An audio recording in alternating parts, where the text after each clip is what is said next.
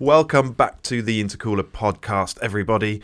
The car podcast powered by car finance specialist JBR Capital.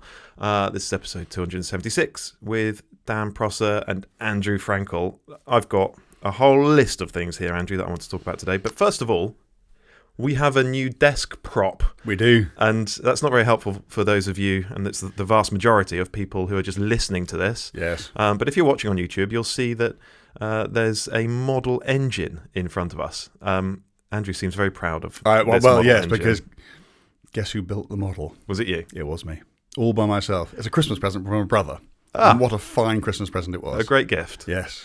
It's a flat engine. It seems to have 6 cylinders. Funny that. And I think I can see the word Porsche on the side. Yes, and it seems to have this big fan. Very distinctive, isn't it?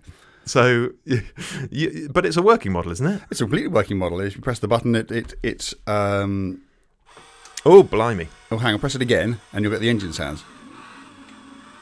This really is not great for people just listening to this on their telephone or whatever. But that's good.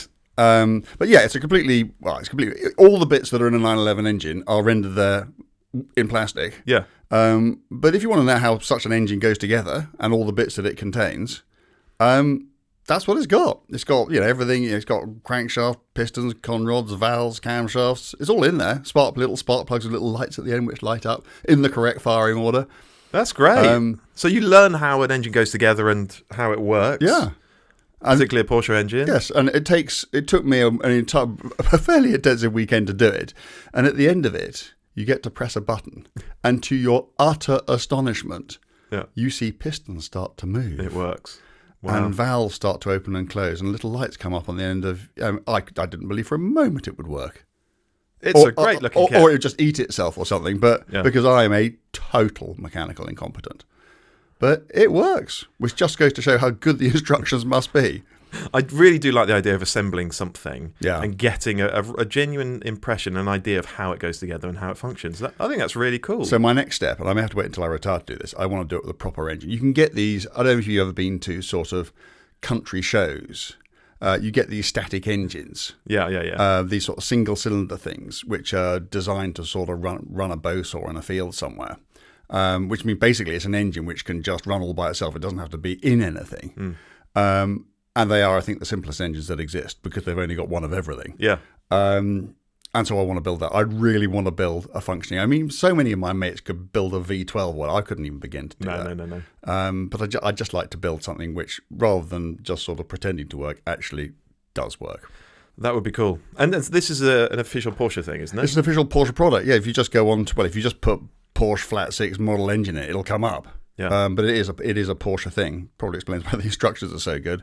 And I think they're about £137, so they're not cheap. But it's the cheapest flat 6 you'll ever buy. Yeah. And I can well imagine it's a happy weekend, just sort of engrossed in this thing and not thinking about anything else. And maybe there's something on in the background. I mean, it does turn a crankshaft, so it will have a power and a torque output. Ooh, how do we measure that? Well, I'm not sure there's a dyno in the country which is small enough to take it. I bet someone knows. Yeah. If you do, they will. If that's you, let us know. Get in touch. Right, onward. So, do you know what? I think the day that this episode goes out, we will publish our 100th audio article. We can't have done 100. It's 100. Seriously? Isn't that amazing? Blimey. It is amazing, actually. Yeah. So for those who are not subscribers to the website and app, what are you talking about? So, when was it? Back in April, we started making every article that we publish on the Intercooler app and website available in audio form. Yes. So you can listen on the website and app if you want to, or better still, through your favourite podcast app. So if you use Spotify or Apple Podcasts or whatever to listen to this podcast and all your other podcasts, you can listen to our articles on there as well. And people get in touch quite often to say it's just become part of their routine. Yeah. They'll be out with the dog, they'll be driving the car, or, I don't know, doing jobs around the house or something. Yeah, and also, a surprising number of people, and I'd love to say that we planned it this way, but if I'm absolutely honest, we didn't, and we probably should have done. But the number of people who have come up to me and said, I'm dyslexic, and I really struggle to physically read words. And the audio articles have been a complete godsend for them. Somebody who's visually impaired got in touch, didn't they? Wow, yeah. and said how much they appreciated the audio articles. So, yeah, we're going to keep doing them. And they are... Typically, they'll be read by one of us. Often they're read by the author themselves. And I think they're... Lots of people have been in touch to say they really enjoy it. So if you haven't checked them out, perhaps now is the time to do so. I think 100 articles is probably 15 or 16 hours worth of audio. Yeah. And I realised that if you take... That's quite a long dog walk, isn't it? It's a long old dog walk. It's a big commute, isn't it? And I realised if you take this podcast, which is available ad-free to subscribers, if you take our midweek show, Ask the Intercooler... which we've already done 16, 17 episodes of. Yeah, only available to subscribers. Yeah. You take our audio articles, I reckon we're producing 10 or 12 hours of hopefully really good, enjoyable audio a month. And so, if you've got a reasonable commute and you do most days, we could be right there with you. We'd be there all the time. You get sick of the sight of us, or the sound of us even. Exactly. Yeah. So I don't, no one else is doing something like this. So hopefully it's quite innovative and people seem to enjoy it. So if you aren't yet subscribed, there'll be a link in the description, or just head to the-intercooler.com. And better still, use the coupon code POD20 at checkout. And if you choose an annual sub, you'll get 20% off for the first year.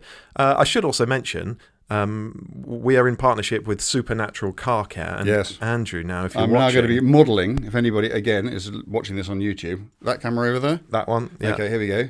I don't think I've ever modelled anything before in my life, but here we go. It's always the first time for everything. Ta-da! What a wonderful job. Well done. So Thank you. Do you think I missed my vocation? No. So we are now in partnership with Supernatural Car Care. And I mention this because every single month we give away a Supernatural Car Care kit worth 125 quid to a subscriber. So not just this, an entire kit. An entire kit full of bits and pieces. So there you go. Another reason to subscribe, as if there weren't enough already. Just on the doing things that people haven't done before. Yeah. I mean, it's why we started, isn't it? It's why we kicked off as an Instagram site, doing journalism on Instagram. It had never been done. Car journalism had never been done on Instagram before. And then we thought we would do a website and an app that was subscriber only, doing high quality journalism, ad free, without advertisements on the internet. That's never been done before. There's nobody voicing their stories that I'm aware of in the way that we are, or doing subscriber only podcasts. And it's if you've been around a bit as I have in this business, just being able to do something different and new, from my point of view, is just fantastic. And then, of course, you get the response from the people who see it or hear it or watch it or whatever. And that's even better because everybody likes, having what they do appreciated. And overwhelmingly, thank goodness, people do. So, as I said, we're just going to keep on plugging. And we will just keep on thinking of things that other people haven't thought of doing. And if we think they're worth doing, we'll do them. Yeah. And if anyone's got any great ideas for how we can continue to innovate in this space, let us know. I want to talk about Longbow. Do you remember Longbow? I do remember Longbow, yes. British EV startup. So they... Oh, not the Battle of Cressy. You were there? At the Battle of Cressy? Yeah. 1337? No, I'm not quite that old. But at the Battle of Cressy, I'm probably completely wrong with this. It might have been Agincourt or Poitiers or somewhere like that. But basically, we hired a bunch of Genoese bowmen who had longbows. And because you could fire a longbow so quickly as opposed to a crossbow, which each bolt had to be loaded, we duffed up the French. And helped win that portion of the 100 Years' War. Yes. Which we kind of lost overall, but people never mention that. And the rest is history. Yes. So Longbow was, I think it was earlier this year that they sort of announced themselves unto the world as a British EV sports car startup with two gorgeous looking cars, the Speedster and the Roadster. And they, goodness me, if they deliver on this, it will be quite something. But these cars, they look great. They're both sub 1,000 kilograms. The Speedster, which doesn't have a screen, is sub 900 kilograms. They're both about 3.5 seconds to 62, so quick. 280 miles range claimed from £65,000. And they've recruited some big hitters, haven't they? So the point I was going to make is that, I'm sure the people behind Longbow, the founders, are very experienced, very capable people. I hadn't heard of them before. Yeah. What they've done now is signed up these heavy hitters onto their advisory board, and all of a sudden the whole thing feels more credible and more real, doesn't it? So they've got Mike Flewitt, ex-McLaren Automotive CEO. They've got Michael van der Sande, who was the MD at Alpine when they relaunched a few When they did years the ago. A110. When they did the A110. Yeah. I spent a bit of time with Michael. He's a good guy, isn't he? He's a great guy. Yeah, proper car guy too. Absolutely. And since then he was head of... He's also the reason we fit in A110s, because he's really tall. He's tall, and so an A110 had to fit him. He was more recently head of JLR's SVO division, so a vastly experienced guy and a real enthusiast. And Dan Balmer as well, ex-Aston Martin and Lotus. So almost out of nowhere, Longbow suddenly seems like this massively credible proposition. They're aiming to deliver their first cars next year. I don't kind of. Isn't it, this is obviously, a fantastically brave and seems to be well thought out and apparently now well resourced, certainly in terms of manpower operation. But do you not just worry about the whole EV thing in a sports car format? I do. I just really want to try one. I'm open-minded enough to think it might be really fun to drive. Particularly if it's really light. Yeah. So how do they get it that light but still have a decent range? I don't know. Because you think, okay, well, it's light, then it will have decent range because there's less of it to lug about. But of course, the principal reason it will be light is because it'll have a small battery, I guess.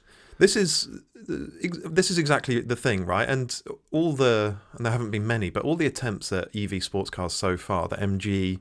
Cyberster. Yeah, exactly. It's a heavy old thing, isn't it? Massively heavy and disappointing. And so perhaps it did need someone else to come along and just totally rethink this and go, we don't need to do it that way. This is how we're going to do it.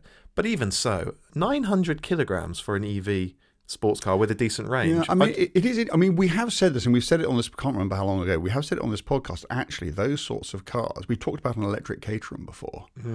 Because they don't do huge miles, and they can have small batteries which will recharge very quickly because there's not much to recharge. And if you're just going to track days and that sort of thing, once the tracks get themselves sorted out and there's charging in the paddock and that sort of thing, then actually I can see it working more for a car like that. Also because of all the benefits that electric motors have in terms of where the torque is developed, what you can do with the torque, how you can control torque across the axles, how playful you can make a car in theory.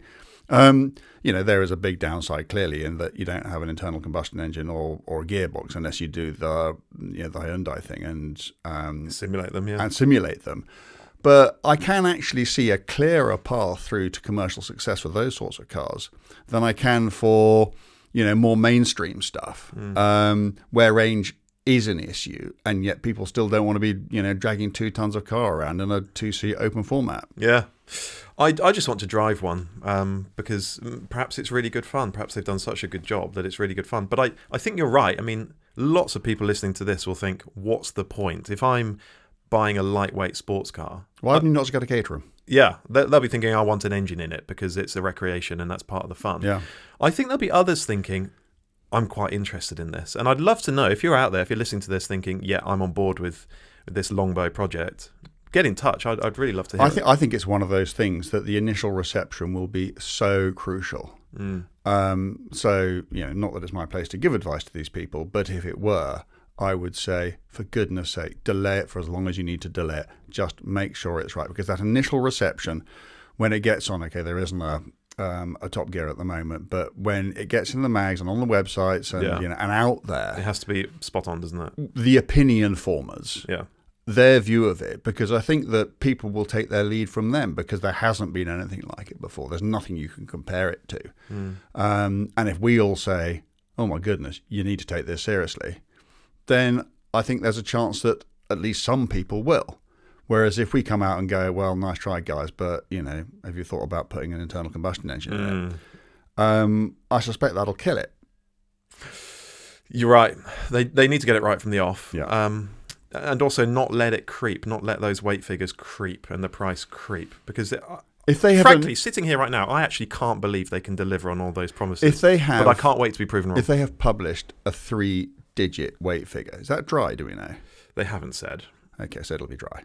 Okay. Yeah, but it's it's not like there's 100 kilos of fluid in a EV, is there? No, that's a very good point. But the thing is, it's three figures, isn't it?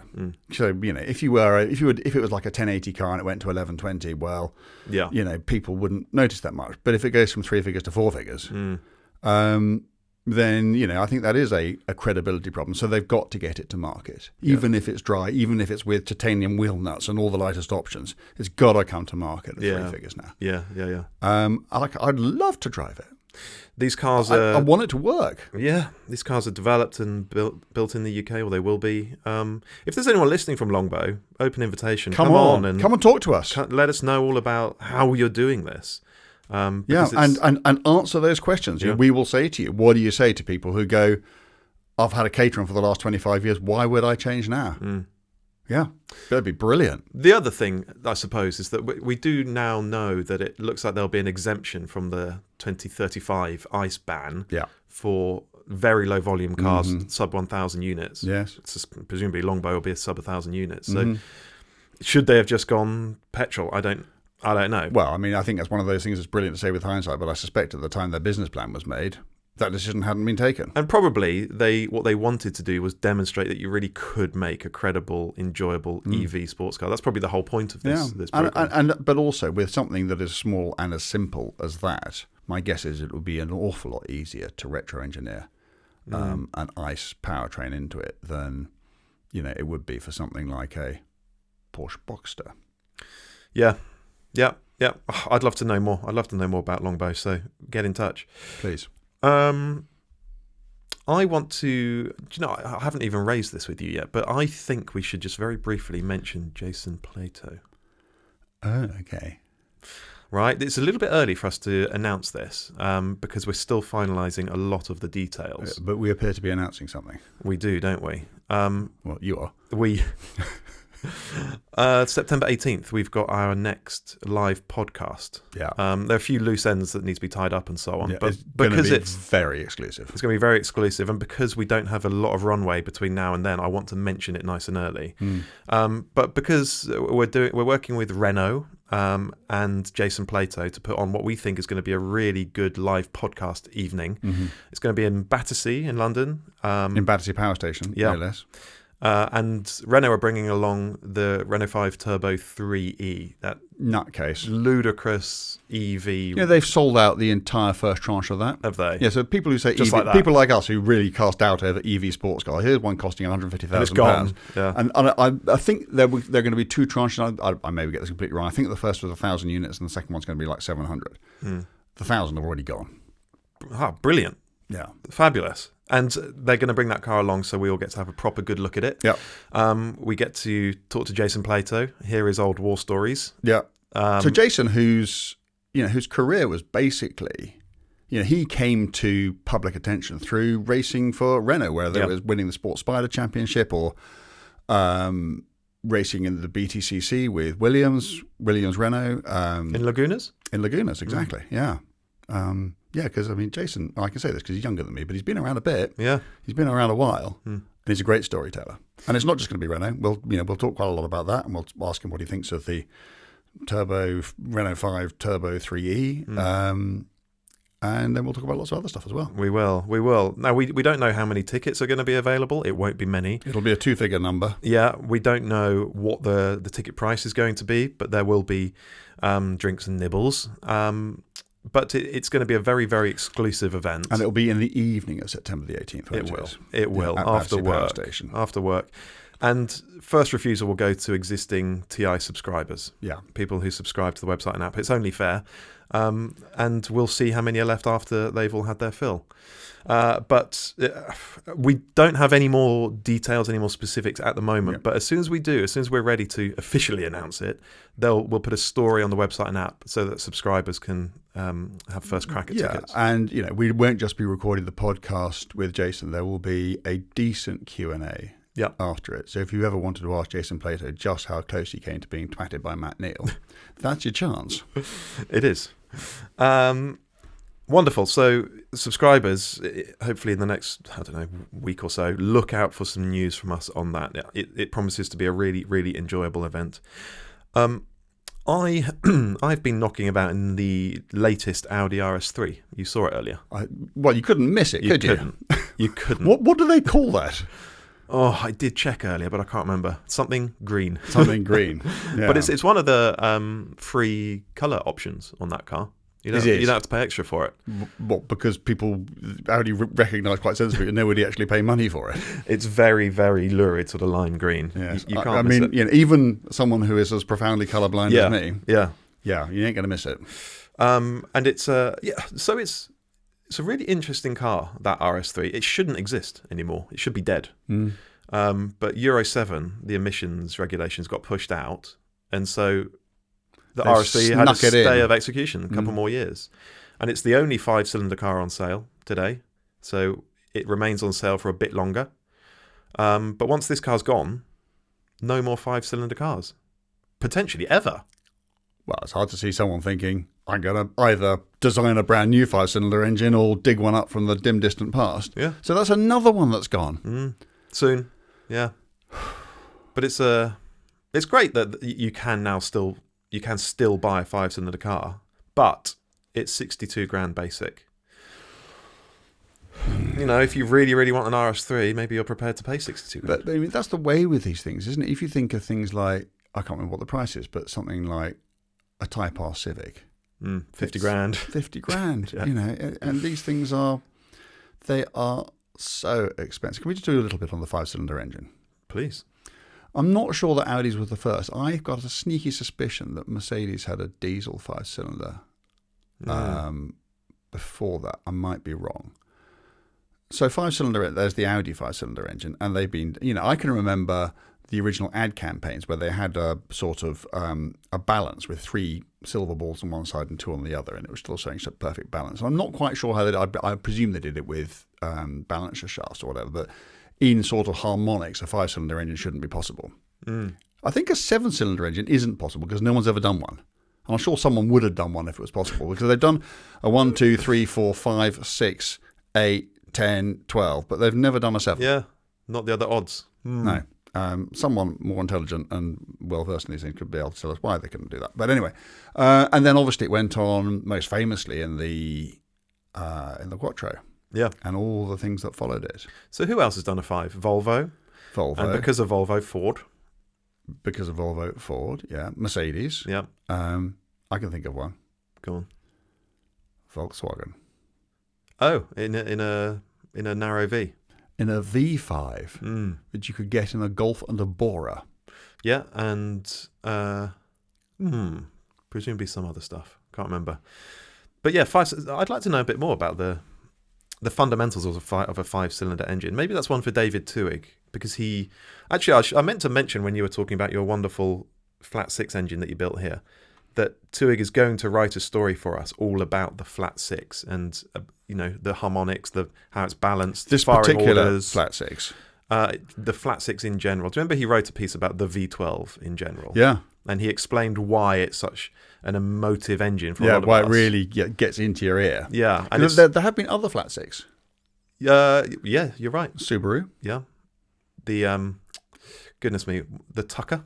The Tucker, well done. I thought you were going to remember the Tucker, the Torpedo. Yeah. Who else? Did the Russians do one of Tatran on a flat 6? Oh, maybe. Corvair, obviously. Yeah. The Chevrolet Corvair. Quite a few then. Yeah. So yes, we only tend to think of that one, but we do. Yeah. So Tuig is writing a piece about the basics of a flat 6. I'm looking forward to that. I think has Lycoming done a flat 6 aero engine? Might have done. Do you know what? I think I went up in... Well, I know I went up in an extra 300, and I think that might be, bear with, a flat 6. While we frantically Google it. Someone did tell me that it's 300 horsepower.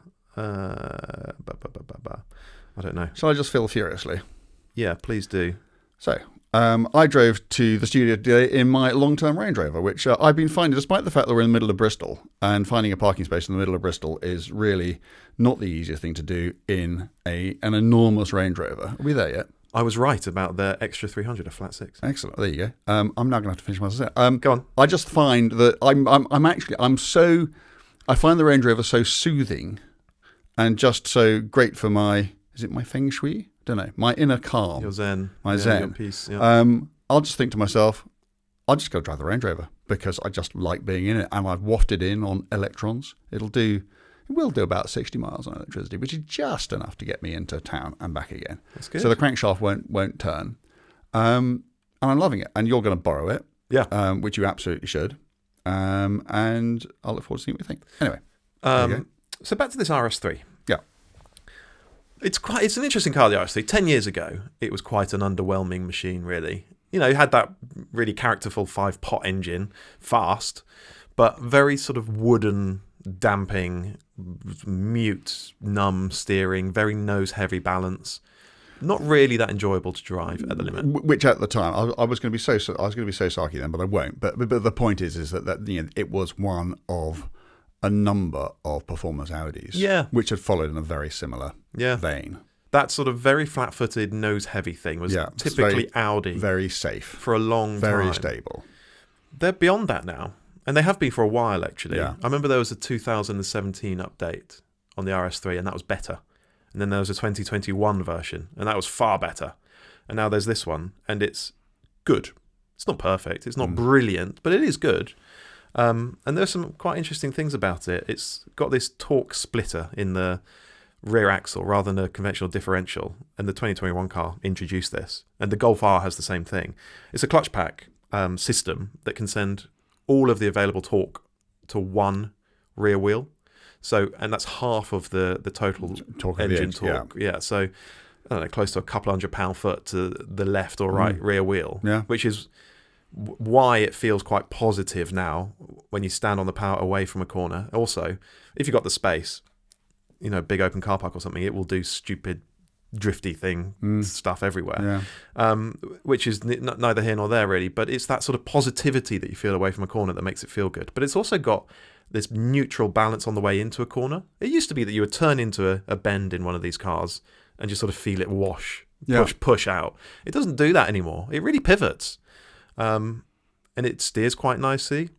This one doesn't have adaptive dampers. If you want those, you need the top spec one, which is 70 grand.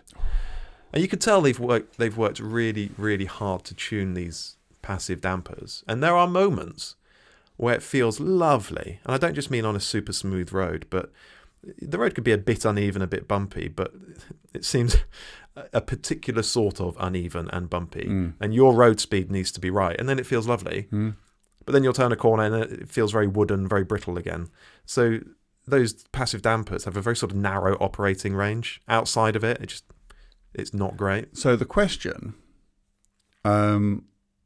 in need of an answer is, and I've literally only just seen the car this morning, so I haven't even sat in it, but I will get it in. That or an AMG A45S, or do we need to get the two together to find out? Ooh, well, I did this in 2021 when the RS3 was new. I actually preferred the Audi. The A45 is a bit of a headbanger. I do like it though. It is good when you really get up it and the road's right, and it's a live wire. And you just drive yourself thinking to yourself, I can't believe this is only 2 litres doing this. Yeah, because it's 2 litres with no hybrid attached to it. It's a rampant engine, isn't it? Absolutely nuts. But I remember testing them back to back 4 years ago, and the RS3 back then did have adaptive dampers, and the ride was better and quite nice, comfortable. Yeah. And so I preferred the Audi then all round as an all-rounder. But actually, I'd save 10, 12 grand and have a Golf R now. Yeah. Even given the well-documented limitations of the most recent generations of Golf. But the 8.5 is much nicer now, isn't it? I really like the 8.5. Yeah. Do you know what? It's really funny, right? 5 or something years ago when the 8 was new, I drove a Golf R and liked it. A couple of years later, there was an anniversary edition with a bit more power, and it was really wooden and flat-footed and not very enjoyable to drive. I wondered what on earth had gone wrong. Yeah. And then I drove the 8.5 last year, and it was much better again. It's got its mojo back. Yeah. But not quite back to 7.5 levels yet. It's just a bit different. It's actually, because it's got this torque splitter thing, it's more of a wild ride, but it doesn't have that sort of crisp feel that the 7.5 did, which I did enjoy. But I really like this new one. It does sound to me like we need to get the Golf, the Mercedes and the Audi on a road together. Do you think? I do. That'd be quite good fun, wouldn't it? There's one to think about. Watch this space. More to the point, watch that app. Absolutely. Well, talking of which, I want to tease our next big group test. I'm trying to remember which one you're talking about. Now I know. Oh, do you? Yeah. Oh, okay. Am I allowed to? Have we scheduled it yet? We haven't, but no one's going to beat us to it now, are they? Well, I don't know. I can think. Well, no, actually, I don't think they can actually because. Well, I'm sure they could, but they might struggle a bit. Am I allowed to say? Yeah. So we did. But you know what that means, though. The moment you announce it means I'm going to have to write it. Well, you probably should. I probably should, shouldn't I? Because then we can schedule it. Yeah. Okay. We've been wanting to do this for a little while, haven't we? Get the 3 great water-cooled 911s together. Yeah. That is from the 997, the 991, and the current 992. Yeah. So that's the Turbo, the Carrera S, and the Targa. Not this time. We'll do that next. It's the GT3 RS 4 litre. It's the 997 GT3 RS 4 litre. And the 911R from the 991 series. Yes. And the current 911 ST. Yeah. So these are the 3 very special, strictly limited edition Porsche Motorsport cars. The Holy Trinity. It is. You hate that, don't you? I hate that. I hate it the first time I ever heard it in reference to the LaFerrari and the P1 and the... It sticks though, doesn't it? What was the other one? 918. Oh, the 918 Spider, yeah. And I still hate it. And it's not because I've got a religious bone in my body. I just think it's a really stupid name. But I've used it myself. I know. Because it's a shorthand, isn't it? Because if you say it, people know what you're talking about. Yeah, it's just a useful shorthand. Yeah, but anyway, yeah, we have got those 3. We've done it. We've shot it. We have shot it. We've driven them. We know what we think. Please don't tell me you're going to tell them what you think about the cars too. God, no. Oh, excellent. But I just wanted to set the scene and tease it and let people know that it's coming. Yeah.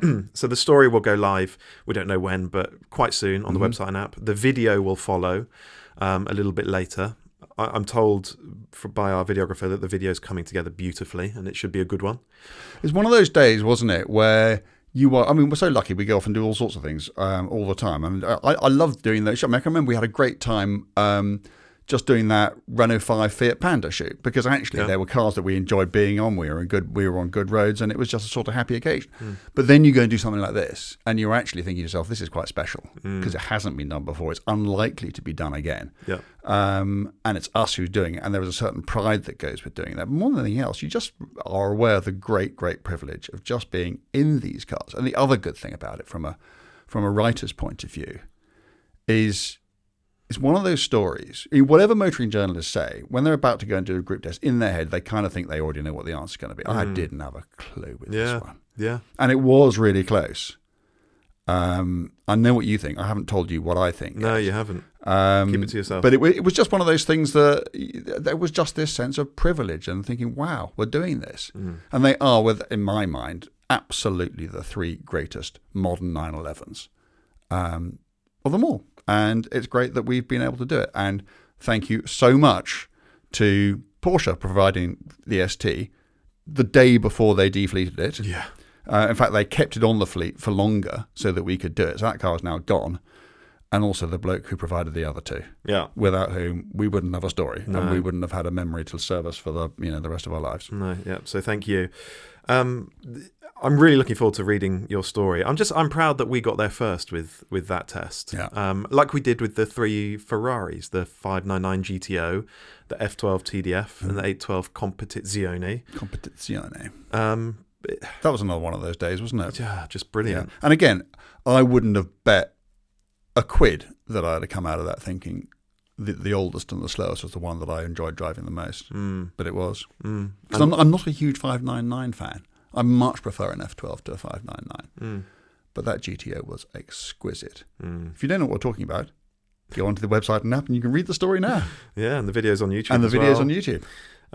So look out for that one. Now, finally then, to wrap this week's episode up, there is a 911 that I will talk about. And I'm not going to go banging on about it because we do talk about 911s a lot. I know. Do we? I know. Not enough in my view.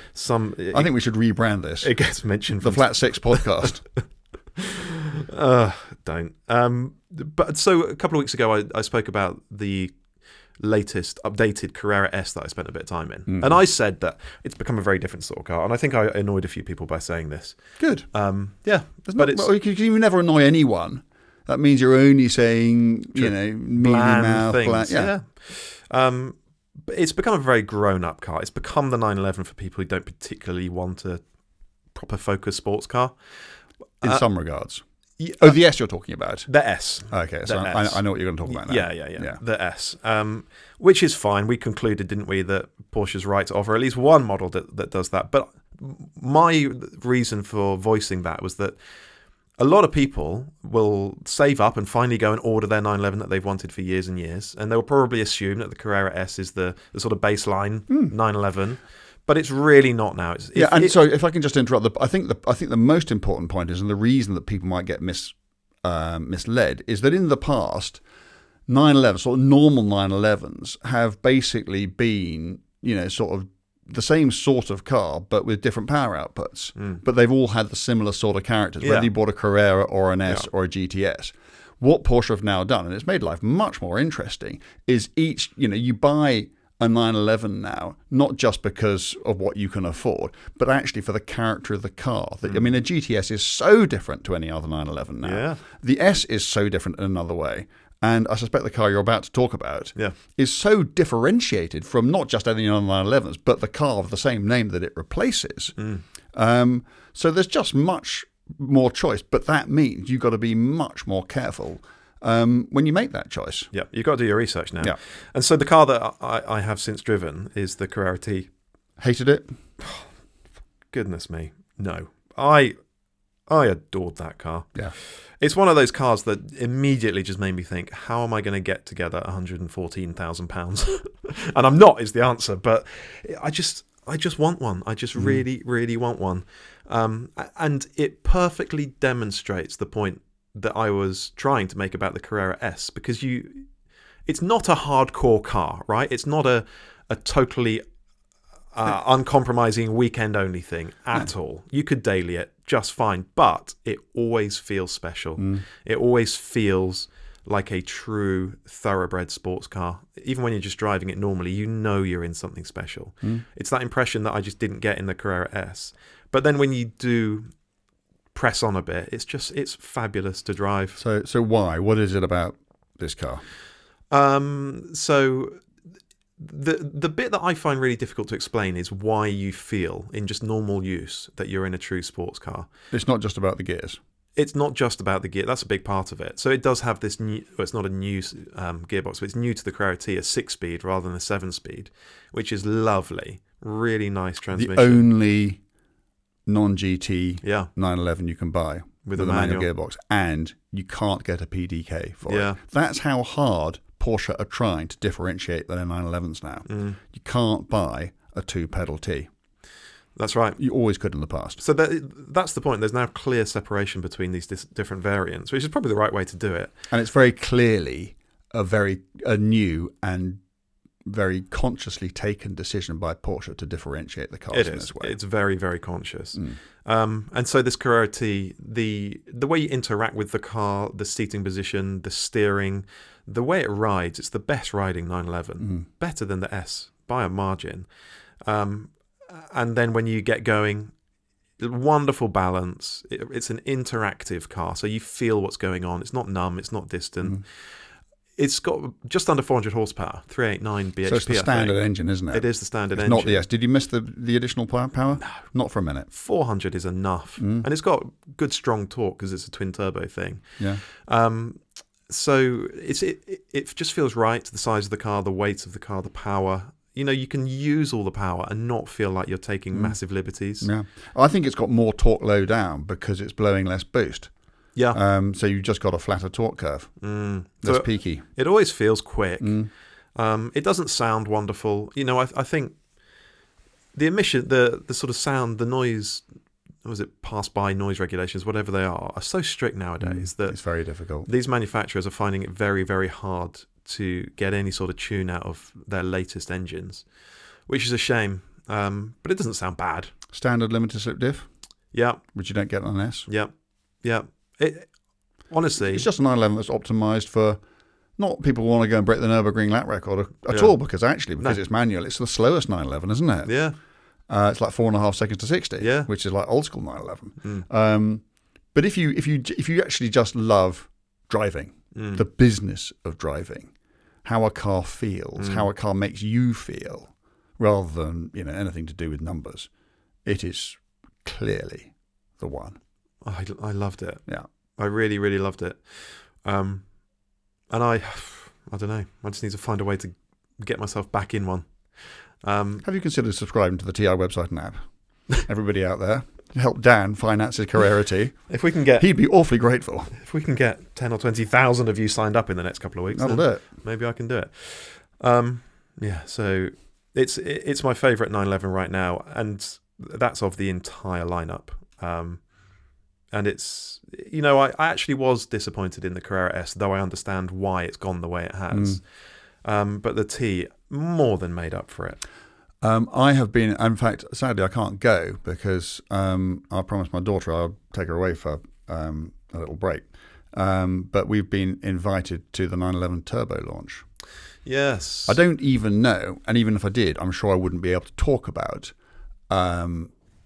the turbo and what its power is, or how fast it's going to go, or how much it's going to cost. But all the talk is of a twin turbo engine. So the GTS hybrid is a single turbo. Yeah. Not that it has any turbo lag at all, but this is going to be a twin turbo thing. And I think a normal Turbo S has, the first gen 992 Turbo S has 650 horsepower, something like that. Yeah. So this is going to begin with a 7, isn't it? Yeah. It's going to be. So it'll probably have, thinking about it, it won't be far off double the power of a Carrera T. Oh, blimey, yeah. Getting on 4. Yeah. It will be who knows, but it'll be fantastically quick, won't it? It will be astonishingly impressive. Yeah. And we'll all just go, oh my goodness, that is incredible. You can't prejudge these situations, but it will be interesting. It would be interesting to get a new turbo and a T parked next to each other at the start of a really decent road and just see which set of keys you picked up. Yeah, yeah. Who knows? But that's not really what turbos are for. Again, it's a 911 that does something else. That's for if you need to be in Vienna by sundown. Yeah. That's when you need a turbo. And the weather's not great. Yeah. That's when you need your turbo. Anyway. They all have more than ever, their own sort of specific use cases, which is great. And I think it is great. Yeah. And this Carrera T, so one of the curious things about it is that, do you remember the first T, I think in 2017? It was really just a basic Carrera with, I think, some fabric straps for door handles and, some slightly lighter glass or something. I think it did things like, did it have PASM as standard, and I think it had the diff in it, but it's certainly a standard powertrain. But it very, very much a sort of lightly tickled. Yeah, Carrera. and I think cosmetics aside, like sort of T badging and that sort of thing, I don't think there was anything on it you couldn't have spec'd into a standard car. Yeah. Yeah. Well, this is way past that now, isn't it? It feels like a standalone model. It is a standalone model, and it feels like it's one of the pillars of the 911 lineup now. Yeah. Not a sort of derivative off in the corner. And you can get things like, you can get the lightweight pack for it, can't you? Which is a rear seat delete and lightweight glass and various other things. I'm not sure why you'd do that, but... no, I wouldn't. No, I wouldn't either. But goodness me. You can. What a car. All right, well, on that note, we need to wrap this one up. Well, listen, thanks everyone for watching. Thank you for listening. Please remember to follow the show if you're listening via a podcast app, or subscribe to our YouTube channel. And I'll mention the Intercooler app and website again. It's just one last time. We're very proud of it. It's our online ad-free car magazine with the best team of writers, automotive writers working anywhere in the world today. We are convinced of that. Yeah, take a free trial. You get a month free of charge, a month on us. There are millions of words, thousands of stories you can go and look at without it costing you a bean. Yeah. And we put up new ones every day. And if you don't want to read, you can listen. I'll put a link in the description, but you can also just head to the-intercooler.com and use coupon code POD20 at checkout to get 20% off the first year of your annual sub. So thank you all for doing that, and we'll be back again with another podcast next week. See you then.